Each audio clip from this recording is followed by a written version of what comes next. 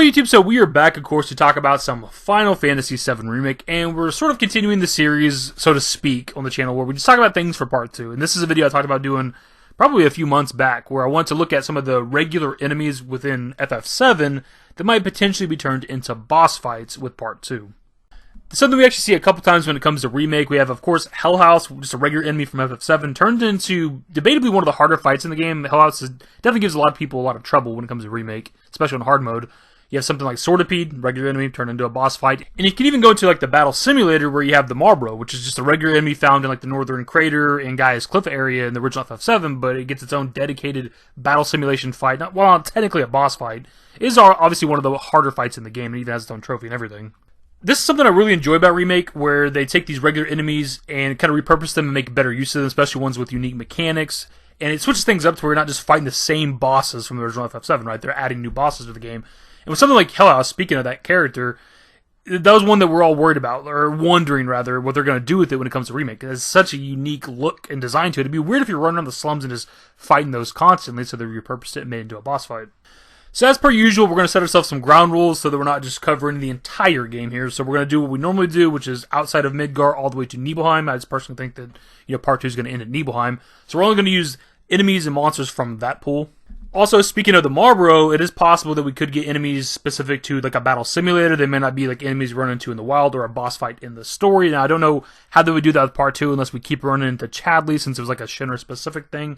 Another thing is, it is possible that we could get enemies from later in the original FF7 like story and locations coming to earlier parts of the game. The Marlboro, again, is an example of that. The Leprechaun from Episode Intermission, while that's right outside the walls of Midgar, it's in the Chocobo Ranch area, it's still something that wasn't in the Midgar location.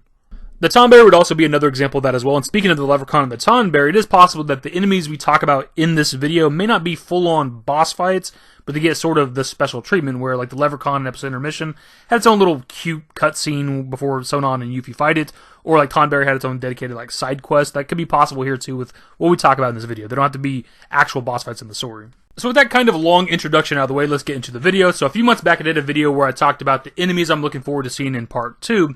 And a few times throughout that video I mentioned some of the enemies that I was discussing potentially being boss fights. So I kind of got to mention that here too.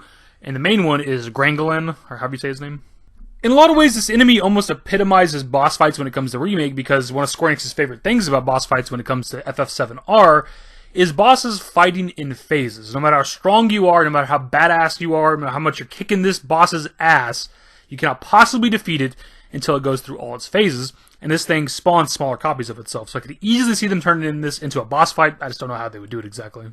Another enemy that I might have mentioned in that video, but I've definitely talked about in previous videos, is the landworm that you find in the Corel Desert. And in a previous video I mentioned how it doesn't swallow you like other Final Fantasy games do. Like they swallow one of your teammates, take them out of the fight for a couple turns. And somebody tried to correct me in the comments of that video, but I've yet to see it. In my years of playing FF7, I've never seen a landworm in the game swallow a teammate. And if you look at the description of how they fight on like the Wikipedia, for example, it doesn't mention it either. But putting that shit aside, in Remake, that's what they're going to do. Because the swallowing effect is the equivalent to like the bound effect when it comes to Remake, where an enemy subdues one of your teammates and you got to like attack them to get them free. Hell House is a perfect example of this too. Hell House actually like literally swallows one of your teammates. And I think given the sheer size of these things and their somewhat unique style of battling, assuming that they can actually swallow teammates, they'd be better relegated to like a boss fight. Instead of an enemy you're just constantly fighting throughout the Corel Deserts, maybe like the boss fight before the dying segment or something like that. This next one I feel like I've talked about in a previous video for some reason. I don't remember what the context was, but it's a ghost ship.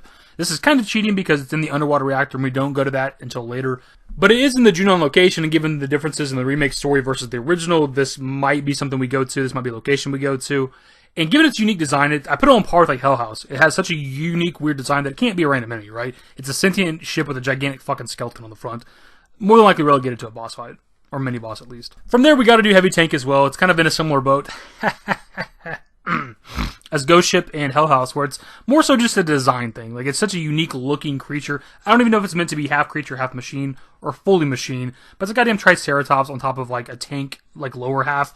And oh yeah, how could I forget the arms that it has? I just feel like this, given how unique it is and how weird it is, and I think they're going to keep it in the game, because they've been pretty faithful so far when it comes to Remake. I just don't foresee it being an enemy that you fight repeatedly in the Gungaga area. I feel like it'd be a mini-boss or a boss fight around the destroyed reactor. Now, these last few are going to be within the Shinra Manor specifically, and you could probably make a case for several of the enemies that are in this location, because a lot of them are pretty cool and unique and kind of creepy. Now, this first one's going to be Gira Felgo. Now, this one comes down to its design, but also its combat. It's somewhat like, Heavy Tank or Grangolin or maybe even Hell House again. Like, it has such a unique design where it's suspended from the ceiling that I just can't imagine it's going to be an enemy run into a lot. Now, this might not be like a full-on huge boss fight, but I could see us being like locked in one of the Shinra mansion rooms and fighting this thing where we're in a small area so they could swing around and hit us constantly, but also fights in phases where once you do enough damage to it, it falls off the chain and it lays on the ground. You got to fight it there too. And the last one's going to be Yin Yang, and I think aesthetically it's one of the creepiest monsters in Final Fantasy VII. Just the way it moves around when you're in combat. It's a two-headed creature. It fights somewhat like Lost Number, where it has two different halves, a magic half, a physical half.